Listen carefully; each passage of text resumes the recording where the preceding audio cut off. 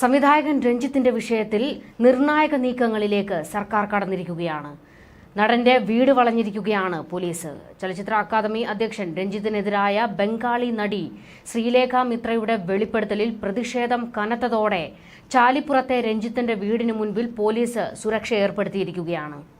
Arrest ആവശ്യപ്പെട്ട് രഞ്ജിത്ത് താമസിച്ചിരുന്ന വയനാട്ടിലെ സ്വകാര്യ വസതിക്ക് മുന്നിൽ യൂത്ത് കോൺഗ്രസ് പ്രവർത്തകർ പ്രതിഷേധം നടത്തിയിരുന്നു. പ്രതിഷേധം വർദ്ധിക്കാൻ സാധ്യതയുള്ളതിനാലാണ് വീടിനു മുൻപിൽ സുരക്ഷ ഏർപ്പെടുത്തിയിരിക്കുന്നത്.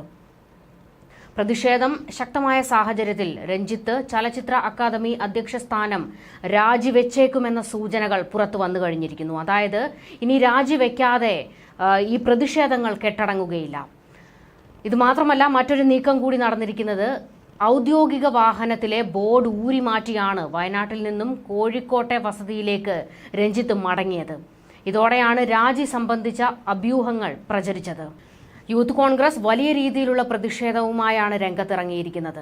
ഇതുകൊണ്ട് തന്നെയാണ് ഇപ്പോൾ രഞ്ജിത്തിന്റെ വീടിന് ചുറ്റും പോലീസിനെ ആഭ്യന്തര വകുപ്പ് നിയോഗിച്ചിരിക്കുന്നത്.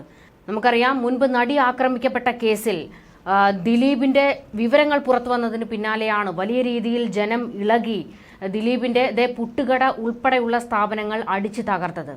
അത്തരത്തിലൊരു നീക്കം ഇപ്പോൾ ഉണ്ടായേക്കാമെന്ന ആ ഒരു സ്ഥിതിയിലേക്കാണ് ഇപ്പോൾ രഞ്ജിത്തിന്റെ കാര്യത്തിലും സംഭവ വികാസങ്ങൾ എത്തി നിൽക്കുന്നത്. ഈ ഒരു സാഹചര്യത്തിലാണ് പോലീസ് കനത്ത സുരക്ഷ രഞ്ജിത്തിന് ഏർപ്പെടുത്തിയിരിക്കുന്നത്.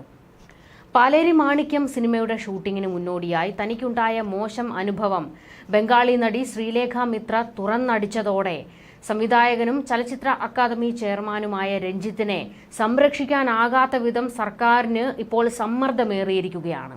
അതായത് ഒരു തരത്തിലും രഞ്ജിത്തിനെ ഇനി നിലനിർത്താൻ അല്ലെങ്കിൽ ചേർത്ത് നിർത്താൻ സർക്കാരിന് കഴിയില്ല.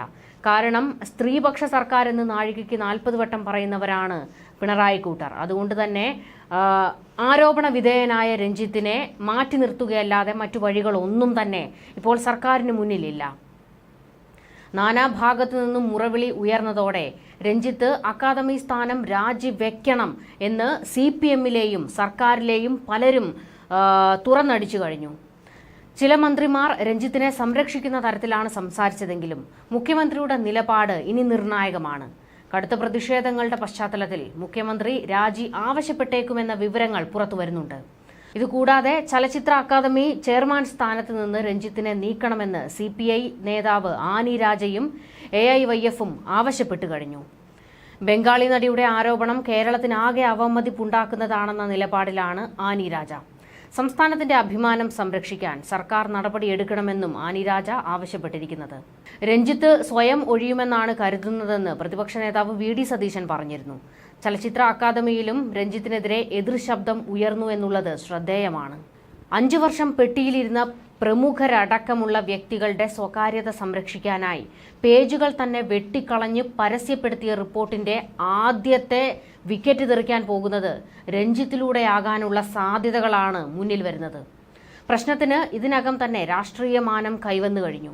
എന്തായാലും തൽക്കാലത്തേക്ക് ഇപ്പോൾ റിപ്പോർട്ടിലെ മറ്റു പ്രമുഖർ സുരക്ഷിതരാണ്. കാരണം ഇപ്പോൾ കത്തി നിൽക്കുന്നത് രഞ്ജിത്തിന്റെ വിഷയമാണ്.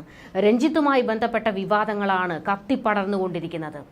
ഈ രഞ്ജിത്തിന്റെ വിവാദം കത്തി നിൽക്കുമ്പോൾ മറ്റ് പ്രമുഖർ ഇപ്പോൾ തടി തപ്പി നിൽക്കുകയാണ്.